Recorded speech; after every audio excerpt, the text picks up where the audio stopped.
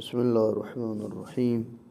حضرت علی علیہ السلام جب جنگ صفین سے واپس پلٹ رہے تھے تو آپ نے ایک وصیت نامہ درج فرمایا کہ جن کے پاس مال تھا، فرماتے ہیں یہ وہ ہے جو خدا کے بندے امیر المومنین نے اپنے اموال کے بارے میں حکم دیا محض اللہ کی رضا کے لیے، تاکہ وہ اس کی وجہ سے مجھے جنت میں داخل کرے اور امن و آسائش عطا فرمائے۔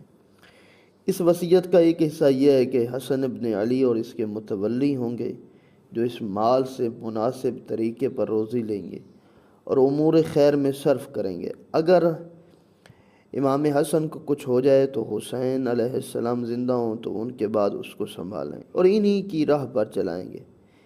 علی اوقاف میں جتنا حصہ فرزندان علی کا ہے اتنا ہی اولاد فاطمہ کا ہے۔ بے شک میں نے صرف اللہ